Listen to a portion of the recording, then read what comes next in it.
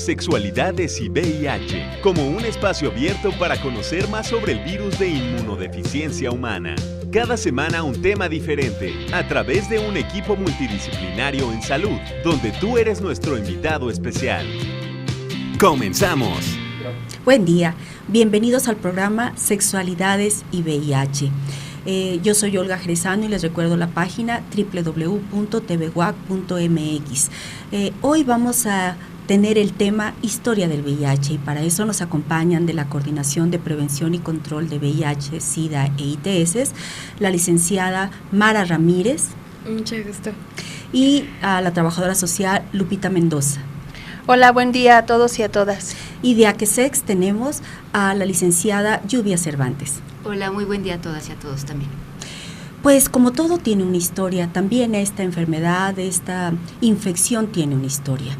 Y empezaremos comentándoles que fue en África donde inició en los años 1930. Todos tenemos un retrovirus nativo en nosotros y en 1930 la cultura era que en África se consumía carne de mono, del troglodita, y la manipulación de la carne de mono trajo como consecuencia que a través de esta acción se pudieran infectar los hombres.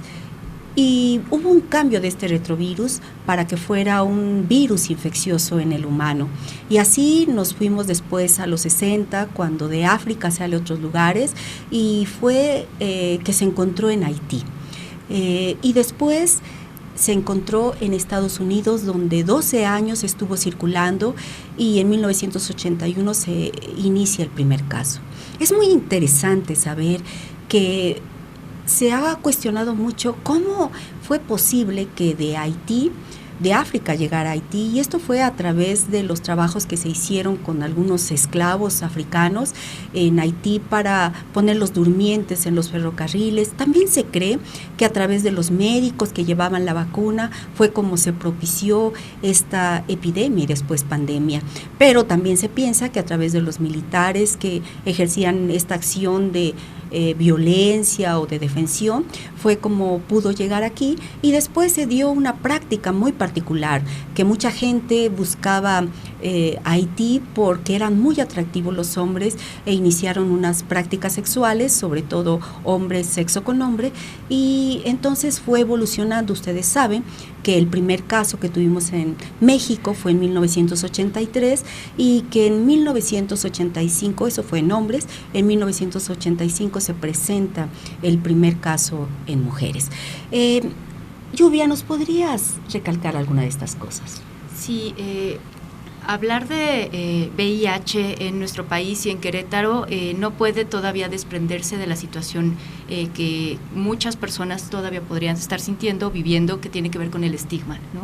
Susan Sontag tiene un libro que primeramente empieza como Enfermedad y sus metáforas, y había analizado un poco cómo es que hay ciertas padecimientos, ciertas enfermedades que a lo largo de la historia en la humanidad han representado esta cuestión de tabú, de rechazo, de discriminación. Ella primero empieza a hablar de peste bubónica, de lepra, ¿no? La percepción que se tiene socialmente a una persona que se sospecha o que presente lepra, y después cuando empieza a aparecer el VIH nos estamos dando cuenta que hay una situación mucho más concreta que tiene que ver con que se va descubriendo que una de las vías de transmisión es la vía sexual, y ella hace un nuevo capítulo que habla de la enfermedad y sus metáforas, con el SIDA y sus metáforas.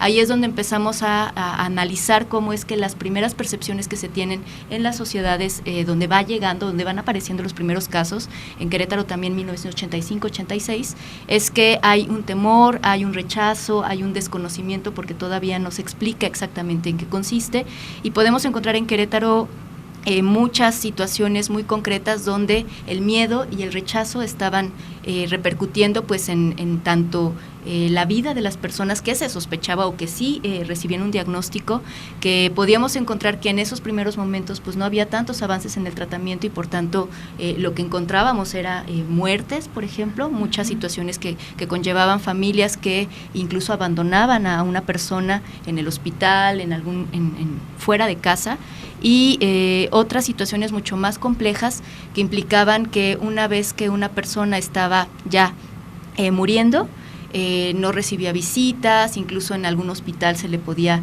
por el miedo, porque todavía no había como una claridad de cómo se iban a abordar las estrategias tanto de atención como de prevención, pues que no se les daba, por ejemplo, la charola de alimentos cerca, sacerdotes que cuando una persona moría y se pensaba que tenía que ver con VIH, no permitían que se enterrara a esta persona en el panteón, que no se quería oficiar misa, que se quemaban incluso los aditamentos, la ropa, la cama, ¿no? Entonces, es ahí cuando empieza como a trabajarse también la otra parte de cómo disminuimos el estigma, cómo quitamos la desinformación y cómo desde la sociedad civil y desde lo que fue primeramente el Centro de Hemoterapia, la doctora Obregón, etcétera, empieza a trabajarse ya el tema de manera profesional, médica y además con el acompañamiento psicológico y de la sociedad civil organizada, ¿no? Sí, uno de los primeros medicamentos fue el ácido budina y esto fue en 1993, aunque teníamos muchas dudas sobre qué iba a suceder con los pacientes, cómo iban a evolucionar, cómo iban de alguna manera tener una respuesta de su organismo a este medicamento. Y poco a poco se fueron insertando nuevos medicamentos, por ejemplo los inhibidores de proteasas, y esto trajo una nueva esperanza de vida a los pacientes, que de iniciar en 40 años, ahora tenemos una esperanza de vida muy cercana a la que podríamos tener un paciente sin esta infección. La esperanza de vida para estos pacientes son 69 años y sabemos que actualmente son 74 años para los hombres y 76 años para las mujeres, independientemente del momento en que estamos viviendo. Y sí, se vio que algunos medicamentos tuvieron después que quitarse del mercado porque traían algunas contraindicaciones o efectos secundarios muy serios para los propios pacientes. Y fíjense ustedes, algo bien interesante. Esto de solicitar medicamentos movilizó verdaderamente a la población. En ningún lugar del mundo y en ningún lugar de la historia hubo una demanda tal de medicamentos como fue los antirretrovirales para el virus de inmunodeficiencia humana. Ni siquiera podemos imaginarnos, por ejemplo, que no tuviéramos insulina y que los pacientes hicieran un movimiento nacional o mundial o local, y con el advenimiento del VIH resurgió esa energía entre los pacientes para hacer valer un derecho. Y obviamente ha habido mucha gente que ha caminado, que ha pues de alguna manera trabajado en el bienestar de estos pacientes, en los derechos de estos pacientes para que tuvieran un tratamiento y sobre todo un trato digno para las personas que tenían VIH. Mara, tú comentabas algunas cosas la otra ocasión sobre algunos mitos al respecto.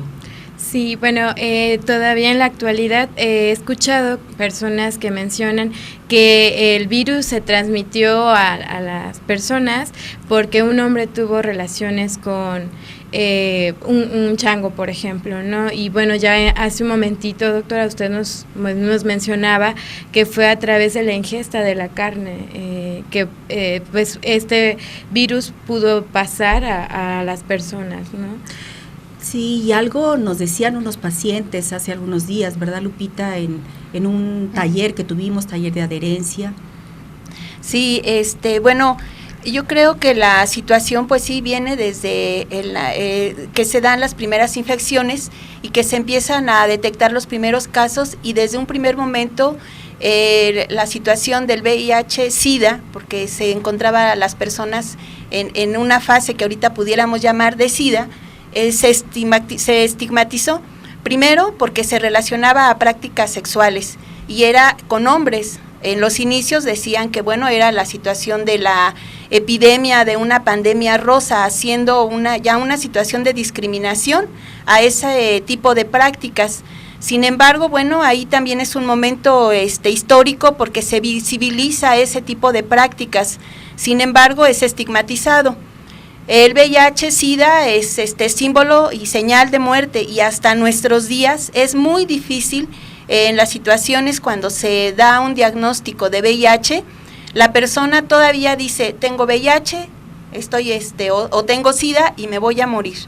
Han pasado cuántos años y todavía está esta situación, y así todavía lo manifiestan las personas cuando se habla en este tipo de talleres de autoayuda, que cuando reciben su diagnóstico, efectivamente, lo primero que piensan es, me voy a morir, ya se enteraron que soy una persona homosexual, y no se habían visibilizado todavía otro tipo de poblaciones como mujeres, niños u otras prácticas como el uso de drogas y otras situaciones, la transmisión vertical, por ejemplo.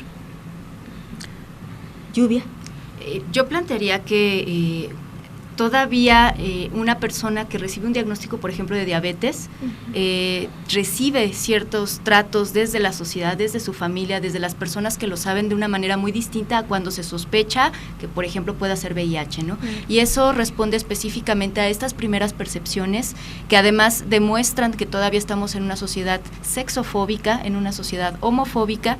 En estos primeros momentos donde aparece en Estados Unidos y se le empieza a nombrar como cáncer rosa, y que es un poco lo que les contaba que también pasaba aquí, podíamos encontrar incluso grupos organizados de personas muy conservadoras, antiderechos, muy homofóbicas, planteando que a mí me parece todavía muy complicado, pero que lo vemos en ciertos grupos también aquí en México actualmente, ¿no? Se organizaban, iban a la casa de un familiar o de la familia de una persona que se sospechaba que estaba muriendo por VIH-Sida o que incluso ya había muerto, y organizaban una como pequeña manifestación fuera de la casa con pancartas. Ustedes pueden en internet googlear, por ejemplo, este tipo de imágenes, donde daban gracias a Dios por el SIDA, ¿no? Porque en esta percepción tan homofóbica, tan intolerante, tan fascista, estaban planteando pues que era una forma de eliminar estas prácticas que desafortunadamente para mucha gente que no tiene información, que no tiene como acceso a educación integral en sexualidades, todavía parecería que están mal, incorrectas, en todos estos prejuicios, ¿no? Entonces, creo que es un reto muy importante de entrada poner sobre la mesa que el estigma todavía no se ha ido, el miedo todavía no se ha ido, que actualmente pues muchas personas incluso podemos tener una condición de salud no tan favorable como algunas personas que sí viven con VIH, pero que se alimentan bien, comen sanamente, hacen ejercicio, tienen un tratamiento, y que más bien necesitamos quitar esa percepción de VIH igual a SIDA, para empezar, y de SIDA igual a muerte, ¿no? Porque ya esto ha cambiado afortunadamente. Nos comentaban en un taller de adherencia uno de los pacientes que su esposa vive con VIH, que él no creía que realmente existiera, que él pensaba que era una cuestión política, y te estoy hablando de un muchacho de escasos 30 años, y entonces nos damos cuenta que hoy por hoy esos mitos persisten, y gracias a la oportunidad que tenemos ahora les podemos decir que el VIH sí existe. Y gracias a los avances que hoy mismo hay mucha gente estudiando y luchando por encontrar los mejores medicamentos, las mejores profilaxis, ¿por qué no en busca de una vacuna, de algo que pueda realmente curar a los pacientes? También he oído el mito que comentan que hay pacientes que dejaron de tomar el medicamento y que no tienen la carga viral imperceptible, pero la realidad es que eso es los menos que más. Hoy por hoy, si bien hay científicos interesados en la salud, científicos miles en el mundo que están muy interesados en que esto pueda revertirse, hoy por hoy no puede haber cura para el VIH en este momento. Sin embargo, con el tratamiento, el control y el equipo multidisciplinario, tratándolos con cierta periodicidad, podemos darle una calidad de vida muy adecuada a ese paciente. Y les vuelvo a repetir que pueden vivir hasta 70 años. Lupita, nos comentabas algo muy interesante que se ha dado en Capacits, tú que tienes más experiencia en esto. Bueno, yo creo que esto también, antes le llamábamos que ha sido una lucha, pero yo creo que en la historia, pues estas luchas que se han hecho de toda la población y muy en particular de la población de la sociedad civil, para crear los servicios en una protección a los derechos humanos. Las personas, yo creo que nacemos siempre para tener una vida digna, y el Estado debe de garantizar todos estos derechos, ¿sí? Entonces,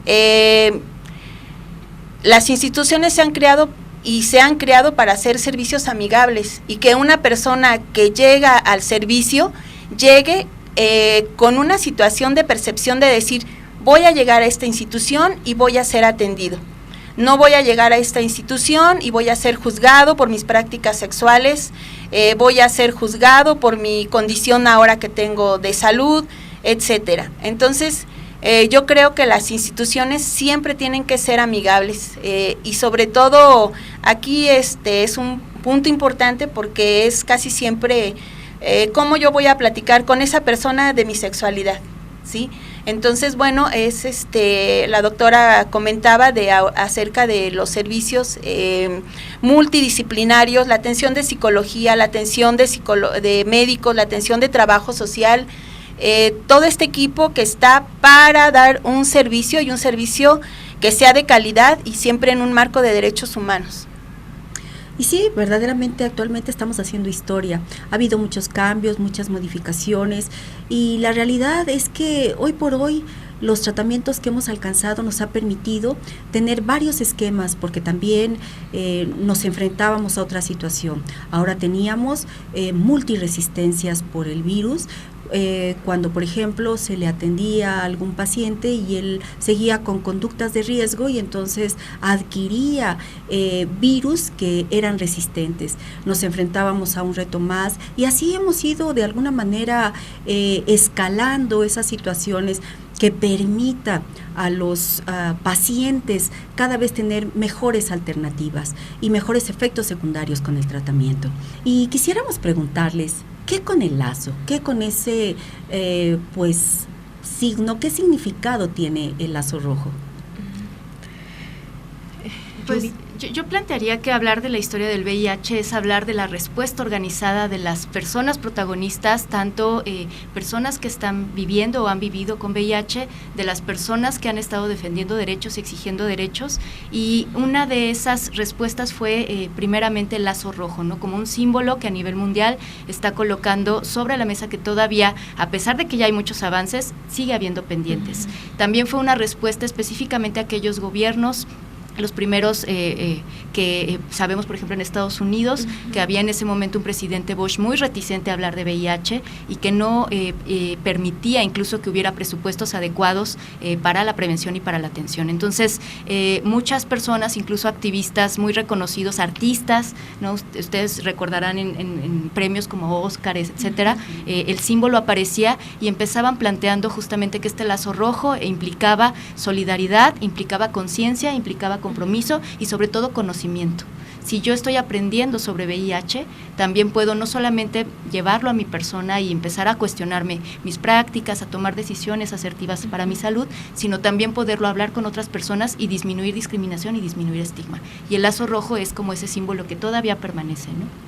Que estamos ahí, que estamos conscientes de que existe, de que es una enfermedad que día a día nos trae nuevas propuestas, que día a día nos trae nuevas alternativas. Y la realidad es que hoy por hoy en el mundo tenemos 36 millones de personas que están viviendo con VIH. Cada año fallece 1 millón de personas por esta infección y cada año también 2 millones de personas son nuevamente infectadas. Estamos hablando realmente de una pandemia, de un problema de salud pública y es por eso que organismos mundiales como la OMS, como NUCIDA, trajeron ciertas metas hoy para el 2020. Tenemos una meta muy importante que se llama 90-90-90 y esto es para recordar que requerimos que el 90% de las personas que viven con VIH lo sepan, a través de pruebas rápidas, a través de pruebas rápidas de detección, pero también de pruebas diagnósticas que nos permitan que el 90% de ellas esté en tratamiento y que 90% de ellas puedan disminuir su carga viral. Para nosotros es muy importante que ellas tengan carga viral indetectable y por eso la importancia de estos programas de promoción que nos permitan llegar a toda la población, a todas esas personas, sobre todo los jóvenes, porque hoy sabemos que de los 1.400 pacientes que estamos atendiendo en el estado de Querétaro, casi 1 de cada 2 son jóvenes. De aquí el compromiso que tiene México de llegar a nuestras personas de 19 a 24 años, que es el grosor de estos pacientes, para poderles promover una prueba rápida.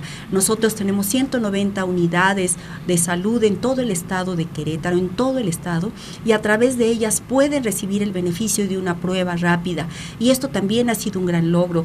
Pruebas rápidas de tercera generación que nos permite detectar los antígenos virales, y las podemos empezar a realizar después de 3 meses de haber tenido esa prueba haber tenido esa acción de riesgo sexual. Hoy por hoy estamos conscientes que la sexualidad es parte importante de los jóvenes.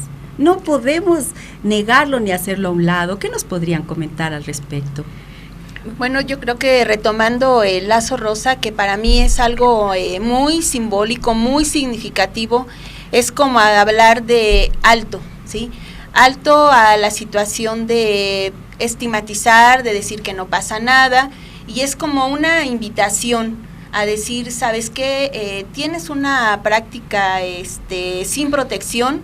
Entonces, yo solidariamente me uno contigo y te digo, ¿sabes qué? Vete a hacer una prueba, no seguir esta cadena de estigmatización al VIH. Si conocemos una persona que vive con el virus, pues entonces ser más solidarios con esa persona. Está así por factores que no son inherentes a las personas, ¿sí? Están así por situaciones. Una muy importante, la falta de educación para las sexualidades. Nadie nos dice cómo vamos a iniciar nuestras primeras prácticas. Entonces yo creo que es un pasa la voz, ¿sí? A mi pareja, a mis hijos, a mis hijas, al amigo, a la amiga, hablar de VIH, hablarlo, llevarlo como lo estamos haciendo ahorita a la mesa, a los jóvenes. No importa ser joven, también las personas adultas mayores no han terminado sus etapas de ejercer su sexualidad, y entonces también necesitamos que estén conscientes de esta situación. Las mujeres embarazadas, para evitar la transmisión vertical, hay un sinfín, ¿sí? Y ese lazo rosa significa eso. Vamos a estar pasando la voz y hablar de VIH-Sida. Me gustaría retomar el punto de Lupita. En este caso, muchas veces se han acercado padres de familia que tienen adolescentes y no saben qué decirles, o sea, hablar con sus hijos de sexualidad, ¿no?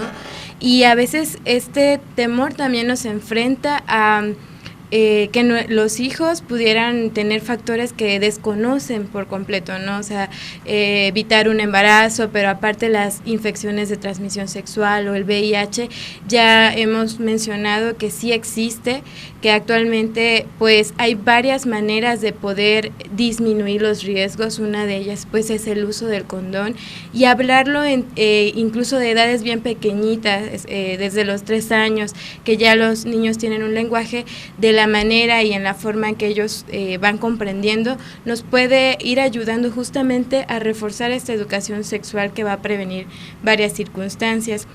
Y otra parte, pues las pruebas rápidas ahorita nos disminuyen también el tiempo de espera. Entonces, cuando tenemos una práctica de riesgo, pues hacernos una prueba rápida, en 2 minutos tenemos un resultado, que es otra de las cosas pues que a lo largo de la historia se han ido modificando y mejorando, pues para tener una detección más pronta y un tratamiento oportuno. Todo es mejorable, ciertamente. Lluvia, ¿qué nos podrías decir al respecto? Bueno, pues hablar de educación integral para las sexualidades es un tema gigante. Creo que en otros espacios más adelante podemos justamente ir precisando, pero que definitivamente de entrada necesitamos romper esta creencia de que sexualidad solo se refiere a prácticas genitales penetrativas, para que la gente también pueda ir poco a poco comprendiendo que es muchísimo más amplia, y que a partir de entender realmente qué es la sexualidad, qué son las sexualidades, sexualidades, pues se pierda ese miedo a hablar de los temas, ¿no? Porque todo el tiempo lo estamos planteando, todo el tiempo estamos viviendo nuestras sexualidades en este momento, quienes nos ven, y más bien romper como con esa creencia de que es prácticas genitales penetrativas nada más, ¿no? Exacto. Sí, nuestras sexualidades las llevamos a todas nuestras relaciones, como tú comentabas, y ciertamente mientras más pronto llevemos estos temas a la mesa, tenemos oportunidad de que disipar dudas, tener mayor información y poder hacer uso de lo que tenemos derecho, que es la salud.